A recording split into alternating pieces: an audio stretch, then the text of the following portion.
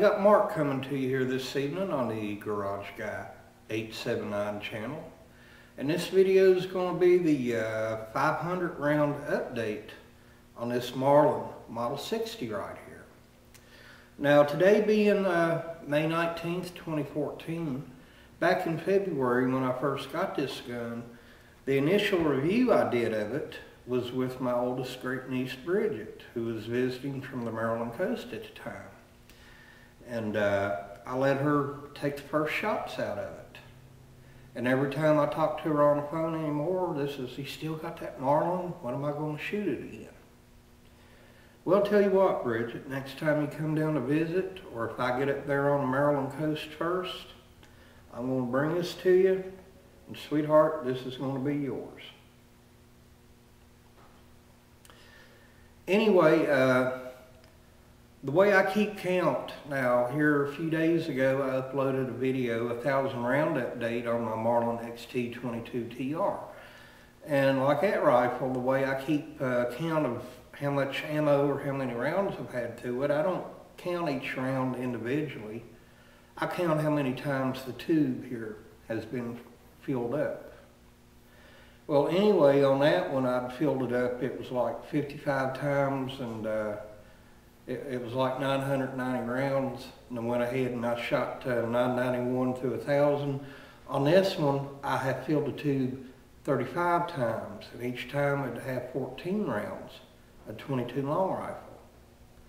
So 35 by 14, that's 490 rounds. So we're going to go down here in a little bit and fire rounds 491 through 500 to it. Now to me, I think 500 rounds to any firearm, consider it broke in. This here so far, I've had no jams, no failures of any kind whatsoever. It's just been flawless. I've shot all kinds of different brands of ammo through it. Some of them you could tell were kind of like duds, because instead of you'd hear like that, you know, and I bet the round didn't even go 20 foot. But it's chewed up and spit out every kind of ammo I put through it. How does it compare to a Ruger 1022? I don't know. In my lifetime, I might have only shot 50 rounds out of a 1022, so I can't give you a comparison on that. Besides, there's already a whole lot of 1022 versus Model 60 videos here on YouTube.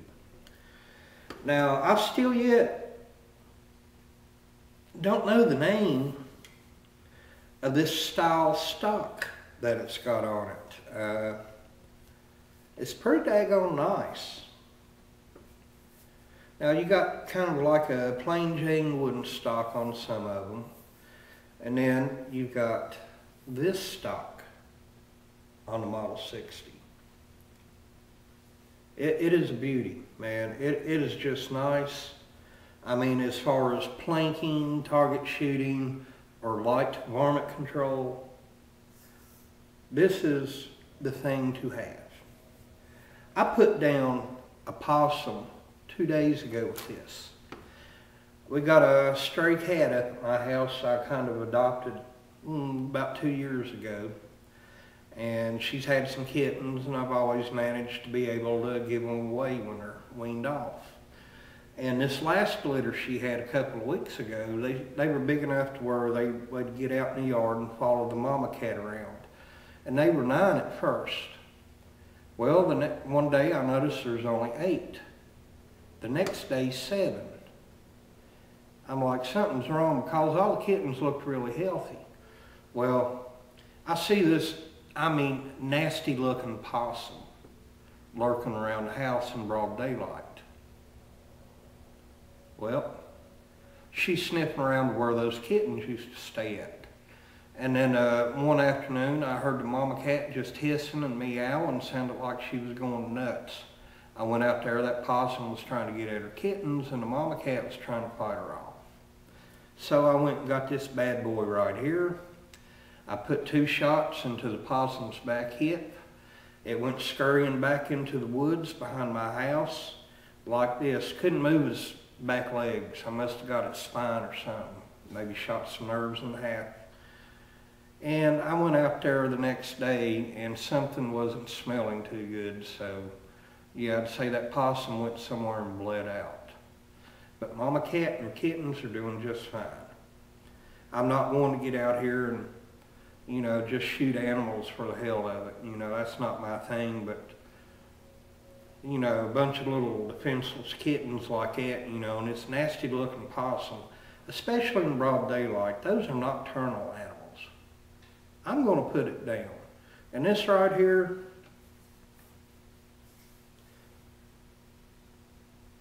sweet.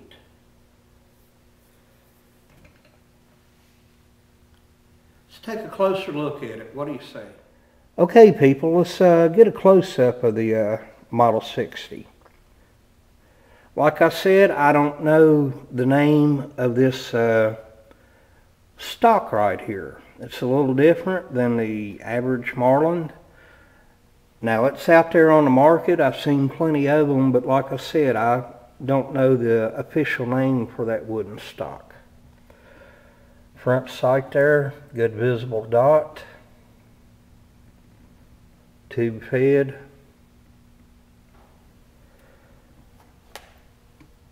Now the trigger assembly right here, whenever you take it out, that's plastic. And back here, when you're putting it back in, if you screw it in too tight, it'll bust it. It's only downside to this rifle. But man, this is a sweet little shooter, and it looks just as sweet as it shoots. Let me set the camera down, and I'll turn the gun around and we'll get a view of the other side.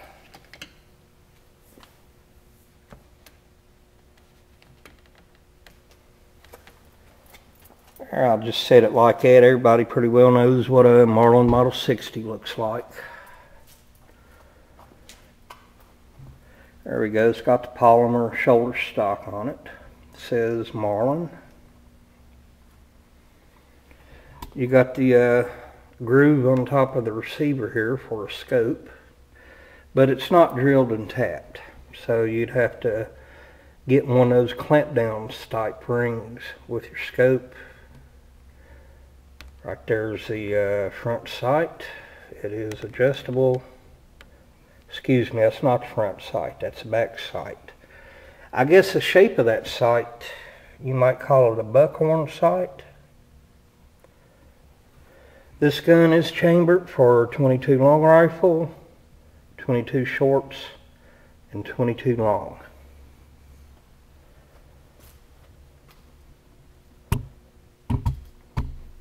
You know, when they started making this gun back in the 60s, I wonder if Marlin realized that they had a instant classic on their hands here.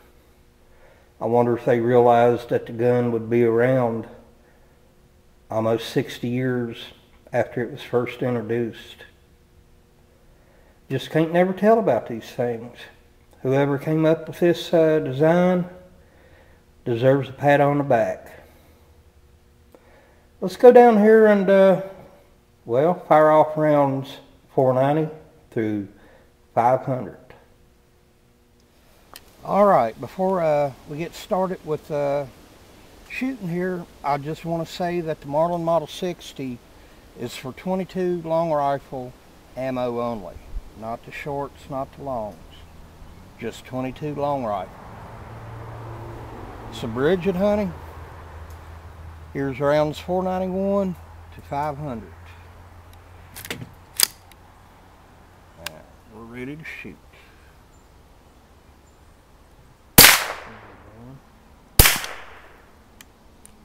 What do we have? Alright. That round had some low powder. Didn't blow back. I had to chamber that round manually. 493, 494, 495, 496, 497, 498, 499. And the big 500. 500 rounds, it's official. Once in a while you're going to get a low powered round in there, and that, you know, there's just not enough blowback on it to chamber the next round. But with 22 ammo and some of the cheap crap I've been shooting through this, that's to be expected. But as far as any jams or anything like that, I haven't had them. I mean, I just pulled back the handle there, chambered the next round, no problem. These little Marlins have some really good extractors in them. Like I said, Bridget, in a couple of weeks this will be all yours. I don't know if that shooting club you belong to now, if it's a 4-H thing or maybe some local gun club that your dad belongs to, but this right here, you're going to have a lot of fun with it. Alright. This is Mark, Garage Gate 79. When you go shooting, be safe. Alright.